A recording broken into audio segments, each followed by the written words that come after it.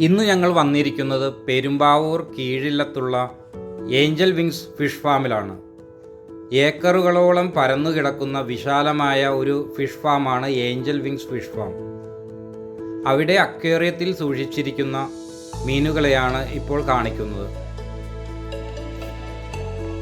ഇതുകൂടാതെ വലിയ കുളങ്ങളിൽ വലയിട്ട് സൂക്ഷിച്ചിരിക്കുന്ന ഒരുപാട് പലതരത്തിലുള്ള മീനുകളെയും നമുക്കിവിടെ കാണാൻ സാധിക്കും.